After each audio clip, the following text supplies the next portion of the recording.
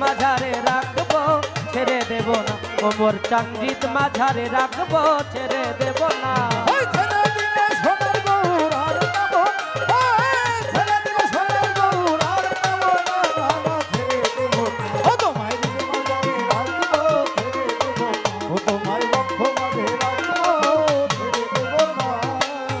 দ্বিজন রদাসের ভাবনা সাধের মানব জন আর হবে না। দ্বিজন রদাসের ভাবনা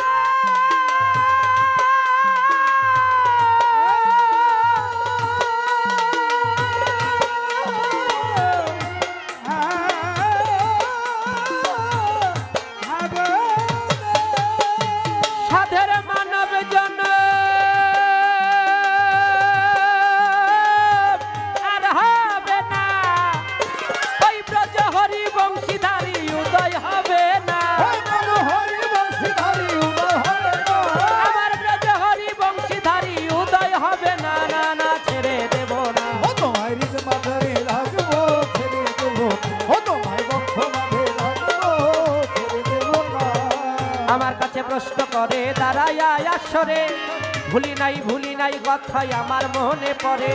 যেইভাবে তে জিজ্ঞাসা করে কথা ভুলি নাই, আস্তে ধীরে ভাইয়ের কথার জবাব দিতে চাই।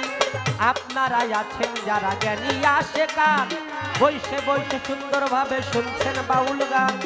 আপনারা সবাই মিলে করলে একটু দোয়া, তবে বাজান হবে আজকে আমাদের গান গাওয়া। আপনারা সবাই মিলে থাকলে একটু চুপ, আজকে আমাদের কথা বলা হবে খুব। আপনারা সবাই মিলে করলে যদি দোয়া, তবে আজকে হবে বাজান আমাদের গান গাওয়া। আমি মানিক দেওয়া নধম কাঙাল, আমি হই বাতুল। আপনারা দয়াল দরদি জ্ঞানবান ভক্ত আসে গান দিবেন আপনাদের চরণ ধুল। অন্য ভিন্ন কামনা মোর এই জগতে নাই, আপনাদের জ্ঞানী গুণীর চরণ ধুলা গাল মাখাইতে পাই। বড় শিল্পী হওয়ার আমার বিন্দু আশা নাই, আপনাদের কাছে দোয়া দয়া ভিক্ষা চাই। যেন পরিপূর্ণ একটা মানুষ হয়ে ঈমান নিয়ে আমার মালিকরে দেখতে দেখতে কবরে যাইতে পারি। অন্য ভিন্ন কামনা জগতে না করি, মানুষ হওয়া এই মানুষের বড় সাধনা। হাতটাও নিয়ে জন্ম নিলেই মানুষ বলে না। মানুষ আকার ছিল কিন্তু তারাও মুসলমান।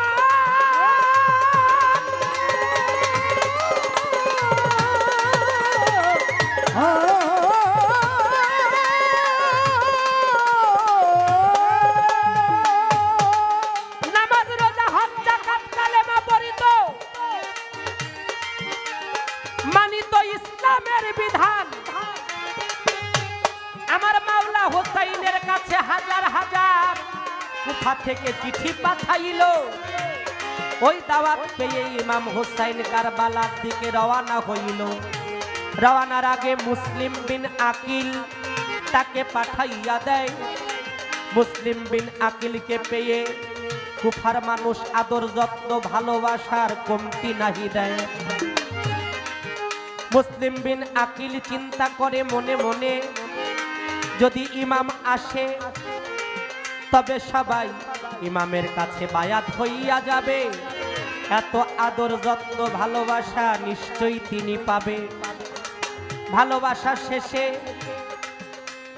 একটা চিঠি লেখাইল মুসলিমের দিয়া। ওই চিঠিটা পাঠাইয়া দিল আমার ইমাম হোসাইনের কাছে। ইতিহাস যায় কইয়া, এখানে আদর যত্ন ভালোবাসার কোনো অভাব নাই। আপনি ইমাম আসতে পারেন, আপনারে জানাই। এই চিঠি লেখার শেষে কিবা কর্ম করে, মুসলমান হইয়া মুসলমানকে এমন অত্যাচার করে। মুসলিম বিন আকিলকে একটা ছাদের উপর নিয়া ধাক্কা মেরে দিল, তাকে ছাদ থেকে ফেলিয়া শহীদ করিয়া। মুসলিম বিন আকিলের দুই পুত্র ইব্রাহিম মোহাম্মদ মদিনার পথে যাওয়ার জন্য তারা রওনা হইল। বলতেছি সাক্ষাৎ, সারাদিন হাঁটতে হাঁটতে সন্ধ্যা হইয়া যায়। সন্ধ্যার সময় লুকাইল হারেস পাপির ঘরের মধ্যে। আমি বলতেছি সবাই, হারেস পাপির বারান্দার, হারেস পাপির রান্নাঘরে দুই ভাই লুকাইয়া গেল।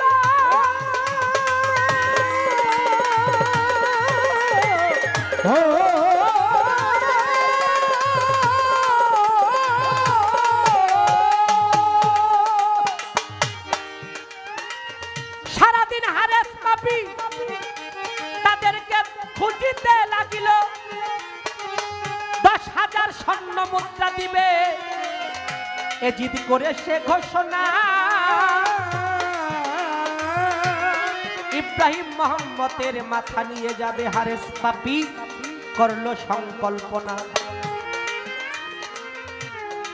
সারাদিন খুঁজে নাহি পাইল, গেল আপন বাড়িতে আপনাদের জানাই। স্ত্রীকে বলে জমেলা শোনো তোমার জানাই, আসো আসো কিছু খাবার দাও, পেটে ক্ষুধা পায়। তারপরে আবার খুঁজতে যাব তাদের নিশ্চয়। খাবার খাইতে গিয়া হঠাৎ পাপি লক্ষ্য করে খেয়াল করে ওই রান্নাঘর থেকে বাচ্চারা কেন কান্না করতেছে। দেখো চিন্তা করে,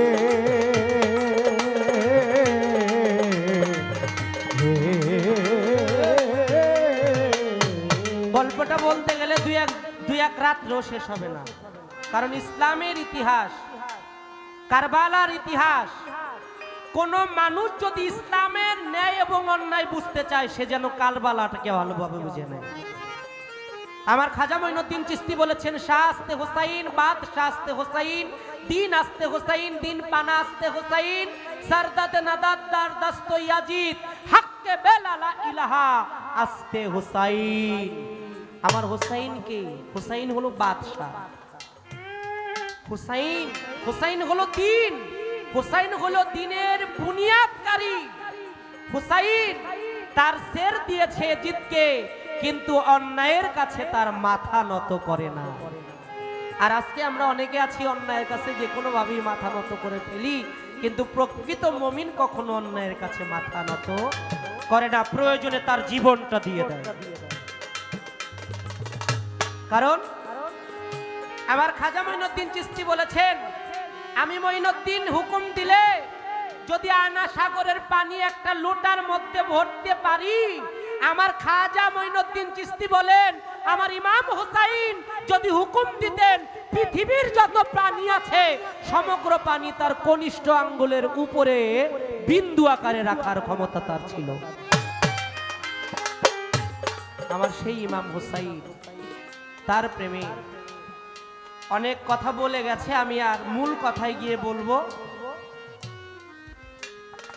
হারেস পাপির স্ত্রীকে হত্যা করার আগেও একজন হত্যা হয়েছিল। সে কে?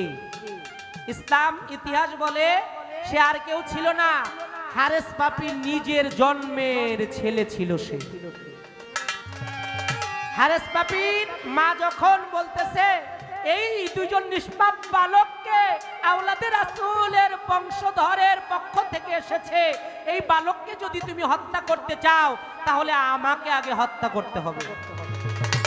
আর হারেস পাপির ছেলে, তার স্ত্রী যখন বুক পেতে দিয়েছে, ছেলে বলতেছে আমার মাকে যদি তুমি মারতে চাও তাহলে আমাকে আগে মারতে হবে। তখন সে বলতেছে তোরা দুইজনই যেহেতু জাহান্নামে যাবি, তোদেরকে জাহান্নামে পাঠাই আয়।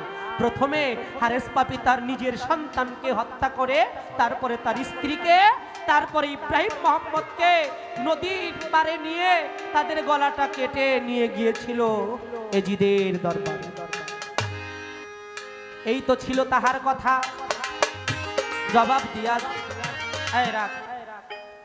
আমি কিন্তু একটা প্রশ্ন করব না, কারণ আমার ভাই মনে চাইছে প্রশ্ন করছে, আরো যদি আমার ভাই মনে করে প্রশ্ন করবে, কারণ আমার ভাইয়ের জানার বিষয় থাকতে পারে। তাই বলে কি আমারও জানার বিষয় আছে না? আমার আছে, কিন্তু আজকের রাত্রের জন্য কোনো জানার বিষয় নাই। কেন নাই? দরবারের হুকুম, আজকে কোনো কথাবার্তা হবে না। তাহলে কর্তা ইচ্ছা কীর্তন কি